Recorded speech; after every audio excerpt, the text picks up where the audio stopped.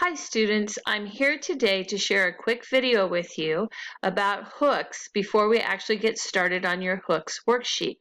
I want to remind you of the purpose and types of hooks that we're going to be covering at Yuba Gardens. So the first thing I want you to remember is, what is the purpose of a hook? And the purpose of a hook is to invite your reader into your story. You really want to grab their interest and make them really want to read the rest of the story. So think about actually hooking a fish in a lake or river. If you just put a hook in and it has no bait, there's no interesting juicy worm or some other fancy bait on the end of your hook, the fish is never going to bite. And the same holds true for your reader. If you don't start with something that's going to grab their attention, they're not going to bite at your hook. And we really want them to bite at the rest of the essay and be excited about reading your essay.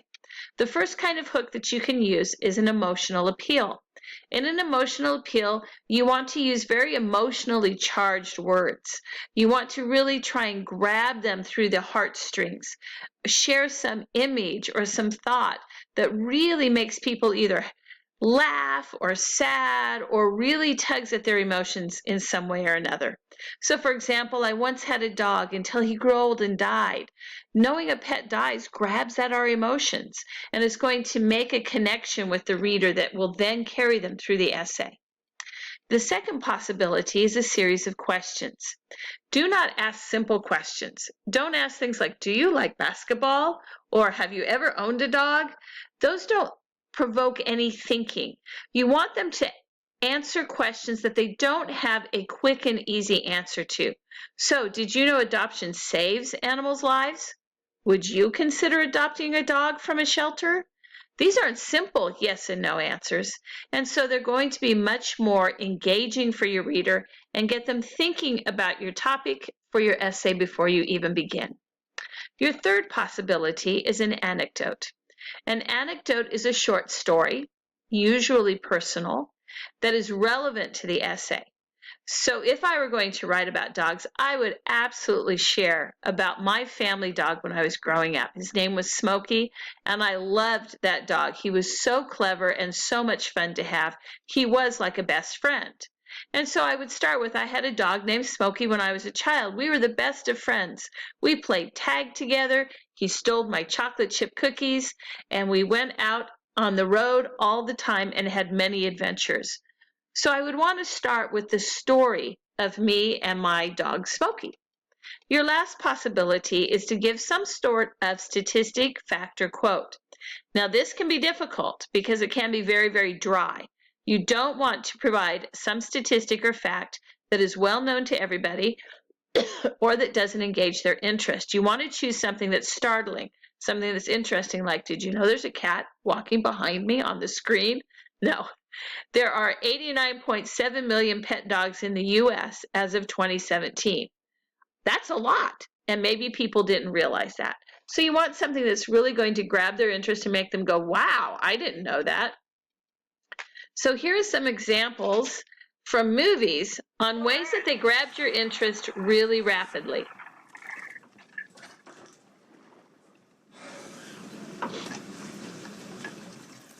Slow ahead. I can go slow ahead. Come on down and chum some of this.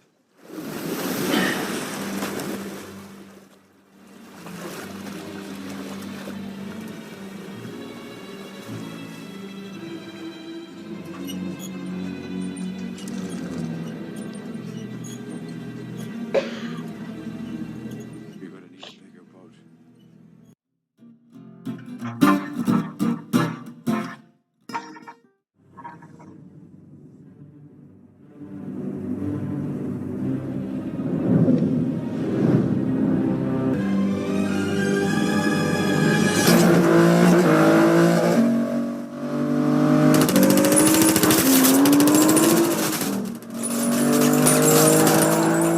This car could be systematic, hydromatic, ultramatic.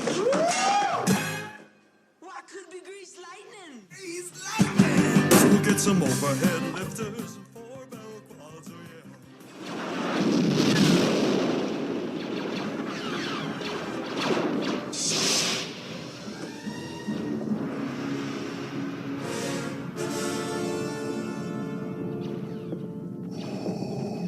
to physics.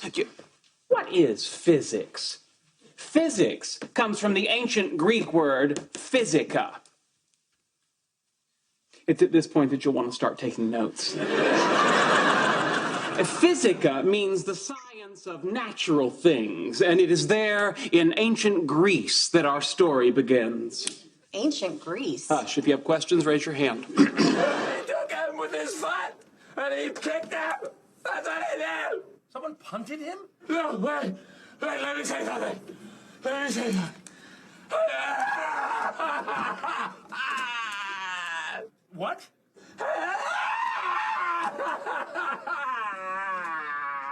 Ron, where are you? I'm in a glass case of emotion. Red cuts and sweaty bodies everywhere. Hands in the air like we don't care. Cause we going to have so much fun now that somebody here might get some now. If you're not ready to go home, can I get a hell no? Cause we gonna go all night till we see the sunlight. Alright, so la da dee da dee. We like to party, dancing with Molly, doing whatever we want. This is our house, this is our rules. We can't stop, and we won't stop. Can't you see it's we who own the night? Can't you see it's we who bout that life? And we can't stop, and we won't stop. Cause we run things don't run we don't take nothing from nobody. Yeah, yeah. Okay, students, we are now ready to get started with writing our hooks. So the next thing I'm going to do now is open up your bottled water CER template. I'm sorry, the Hook Your Reader template. Everybody should be on this page, Hook Your Reader. Go ahead and pause the video if you need to right now to get this open. On this worksheet, we are going to be going through an opportunity for you to create hooks. I'm going to help you with some of the first ones, and then I'm going to leave you to do the rest. So I want you to remember our 4 types again. First, a series of series of questions. We want to make sure they're interesting and engaging. A statistic, fact, or quote, something that is unexpected, that makes the reader go, wow. An emotional appeal that really tugs at the heartstrings, or a personal story or anecdote. So the first thing that we're going to do is look at what is our topic. And our first topic for the first one is to write a hook sentence about the problem of littering that will motivate people to do something about it. So I want to start with a series of questions. And again, I don't want to start with something simple like, have you ever littered? I want to think about something that's really going to be provocative and make them think about the planet Earth and make them potentially motivated to change things. So maybe I'll ask, can you imagine living in a town filled with litter? What if your room was like a cat box? What if there was no longer a clean place left on Earth? Now, those are provocative sentences. You can use those. You can use something else. If you would like to copy these into your essay, you're allowed to do so. I can also start the exact same question about littering, but now I'm going to try to find some sort of fact or statistic or quote. Now I can go on the internet, I can Google it, and I can look it up. But we've already read a paper on littering, so I'm actually going to go to our essay on is bottled water really better? And I'm going to copy down what it says right here. Every year, Americans buy around 30 billion bottles of water. So I'm going to write it over here. Every year, Americans buy around 30 million bottles of water. I'm going to continue with it because I know I want my quote to be longer than just, I want my hook to be longer than just one sentence. Stack those up and the plastic tower would stretch from the earth to the moon.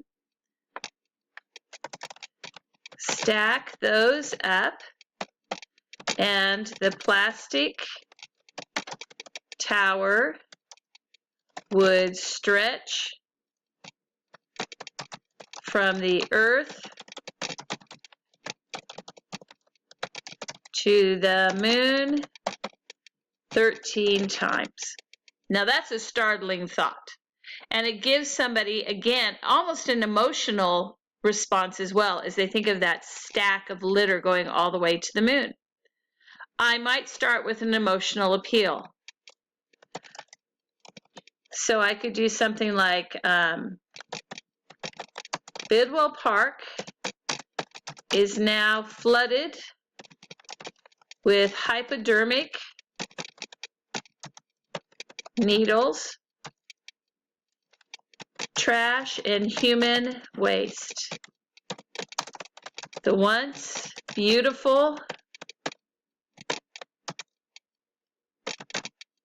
landscape is now filled with drugs, urine, and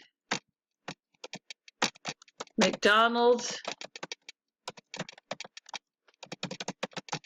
cups.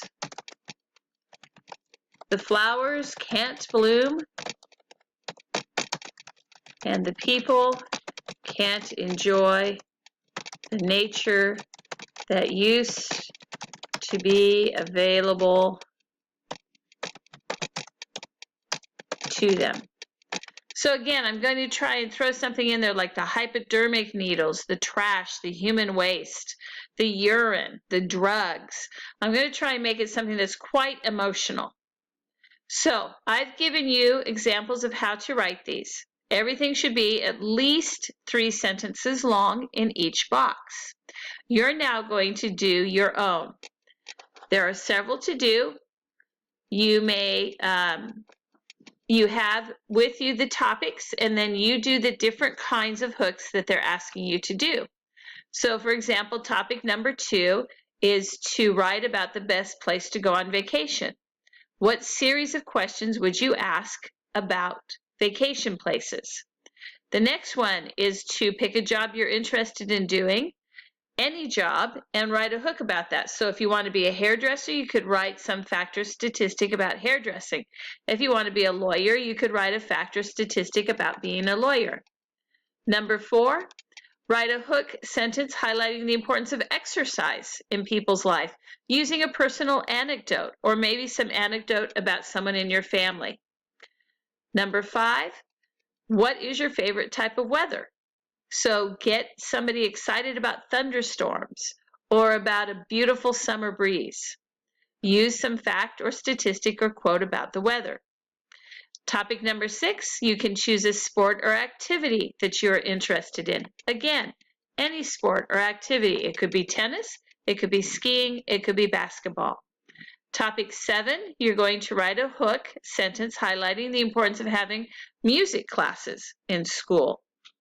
Topic 8, you're going to pick your favorite candy, dessert, or sweet and write a hook that will entice your audience about that. Each one of these should take you about 3 to 5 minutes to write. So that could take you a little bit of time. I want you to make sure that you complete at least 5 of the 8. So you're going to choose the 5 that you think would be the most easy for you to write on. You don't have to do all 8, just choose 5. If you have any questions, email me, and I will be happy to answer any questions you might have. Good luck.